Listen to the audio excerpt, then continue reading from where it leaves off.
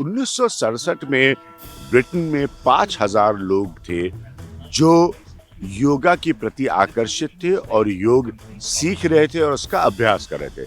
लेकिन 1967 से सिर्फ 1973 आते-आते ये संख्या बढ़कर 50,000 हो गई। यानी कि सिर्फ 6 सालों में 5,000 से बढ़कर योगा के प्रति आकर्षित होने वालों की संख्या वो 50,000 हो गई। आज की स्थिति की अगर हम बात करें, फिर वो सिलसिला चलता चला गया और बढ़ता चला गया, और मैं बाजार के बारे में भी बात करूंगा आगे। फिर वो आंकड़ा रुका नहीं, लोग और आकर्षित होते रहे, और आज की स्थिति में 10,000 से ज्यादा यहाँ पर योगा सिखाने वाले हैं, योग के शिक्षक हैं। तो आप समझ सकते हैं कि 10,000 से ज्यादा लोग यहाँ सिर्फ योगा सिखा रहे हैं, तो कितने प्रतिशत में लोग जो है वो योगा सीखने के लिए 1967 के बाद की स्थिति से तैयार है और योग को अपनाया है। और हमारे साथ एक और खास व्यक्ति है जो इस बात पर योगिक काम करती हैं कि दिमाग जो है वो कैसे दुरुस्त रहे, तंदुरुस्त रहे। सबसे जरूरी तो वही है।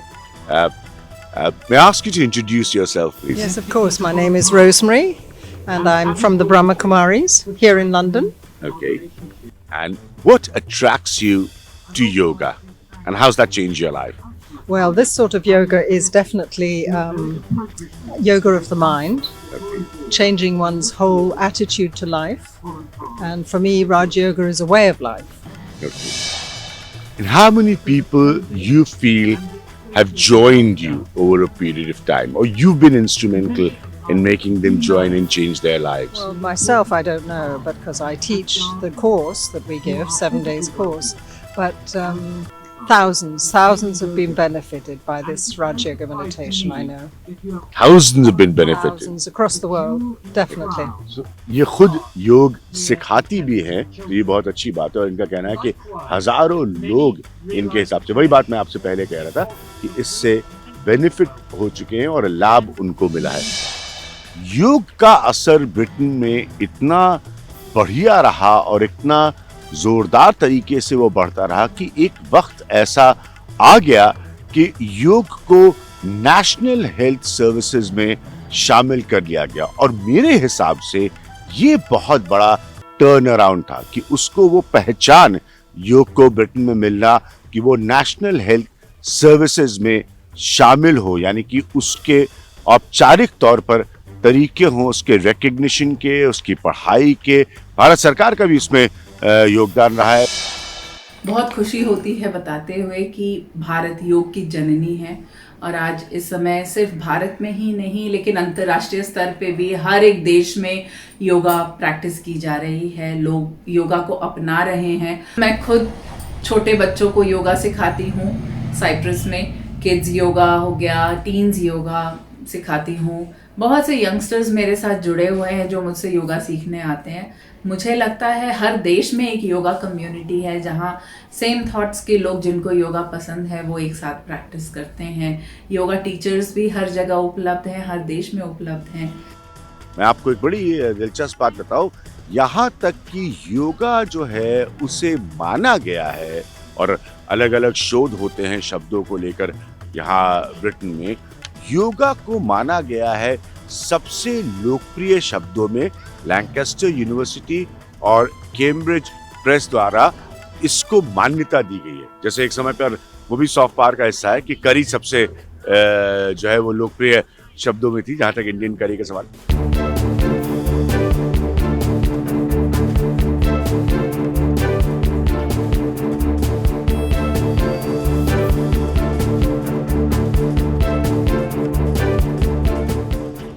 टाइम से चल रहा है ये रेस्टोरेंट? ये चलता है रेस्टोरेंट। तो एक्चुअल रेस्टोरेंट जो हम हमारे ग्रैंडफादर ने शुरू किया था, बाप दादा ने, वो 1946 से शुरू किया था, पर इस जगह में आए हैं तो 1951 में आए, जुलाई के 51 में आए। तो मतलब भारत की आज़ादी से पहले ही हम लोग इस कंट्री में थे। क्या बात है। तो हमारा दादा इस कंट्री में आया था 1936। ड्यूरिंग द वॉर, लड़ाई समय इधर था। उस टाइम में एक बड़ा फेमस आदमी होता था, ऊधम सिंह, उसको जानते थे, उसका दोस्त था। जो 1946 से जो एक सफर शुरू हुआ था और आज 75 साल बाद क्या कह सकते हैं कि भारतीय खाने ने अपनी पहचान पूरी दुनिया में बना ली है? हमारे एस्टा में हमारे पास इंटरनेशनल कस्टमर है, every country of the world है, हम आते हैं क्योंकि उन लोगों को मालूम है कि हमारे पास ऐसा है, खाना ऐसा हमारा है। तो हमारे पास ऐसे बड़े बड़े जज भी यहाँ देख आए हैं कि कीनिया से आए हैं, वो यूनाइटेड नेशन में जाते तो यहाँ पर आके खाते थे क्योंकि कई सारे जज थे जो इंडियन थे, लिंक था कई मुल्कों में, और भी कई हैं, अमेरिका से आते हैं, सब से आते हैं, बड़े बड़े अफसर आते हैं। किस प्रकार का खाना सबसे ज्यादा पसंद करते हैं यहाँ पे जो आपके? यहाँ पर हमारे देखो, हमारे पास सब टिपिकल पंजाबी स्टाइल है, उसका उसमें कोई हम नखरा शिकरा नहीं करते, जैसे ना आप कर दो, मिक्स कर दो, फलाना कर दे, उसमें नहीं कुछ भी करते। क्या डिश आपकी सबसे पॉपुलर है? हमारा तो अभी बहुत पहला है, बटर चिकन है। अभी को लोग कहते हैं दिल्ली से बैठा है। अच्छा। हाँ, तो कई आदमी हमको कहते हैं तो दिल्ली से बैठा है। 4 पुश्तों ने इस रेस्टोरेंट को देखा, चलाया, आप चला रहे हैं। तो जब आप बचपन में यहाँ आते थे, कुछ बताइए कि बचपन में जब 70s में आप ने जब देखना शुरू किया और अब कितना बड़ा मतलब कितना बदलाव हुआ है? Ending in the 90s, our Foreign Secretary, the late Robin Cook, said that the chicken tikka masala was the UK's national dish. So there's been tremendous change and changes going on. The Punjab Covent Garden is a traditional Punjabi Indian restaurant, but there has been a lot of diversification in the Indian restaurant industry. We are about worth 3.2 billion contribution in the United Kingdom. There are about 9,000 Indian restaurants in the UK, of which there's 3,500 Indian restaurants in London alone. I think we have more Indian restaurants in London than in New Delhi, and we have a whole range of all type of cuisine.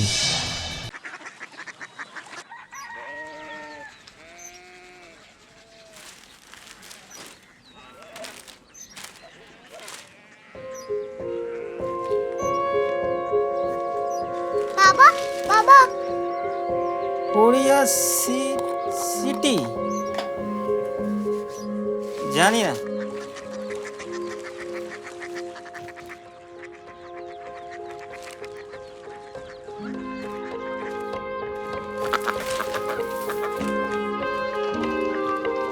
Korea city? हाँ।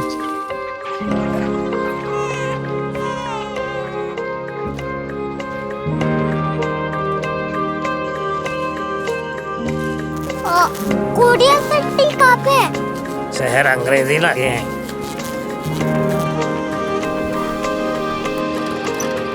Korea city.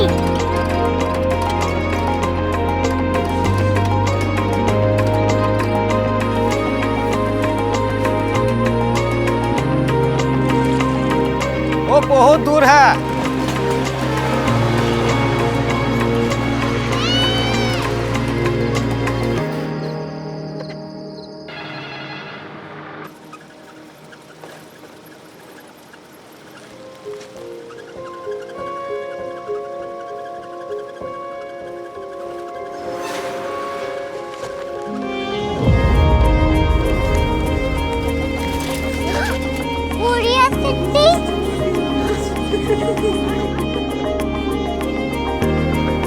दुनिया कुछ लोग बड़े होते हैं। Korea city कहाँ है? Professor साहब को पता होगा। हो, ये छोटा वाला ग्लोब लगता है और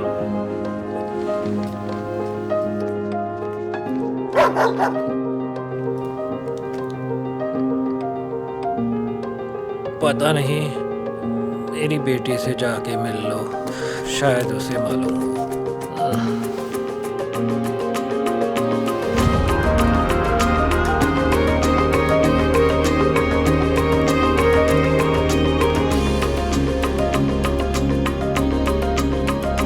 हाय, बाबा ने भेजा है। Come here. Korea city. Korea city नहीं, क्यूरियोसिटी। वो क्या? That's what brought you here? जो तुम्हें यहाँ तक ले आया। क्यूरियोसिटी।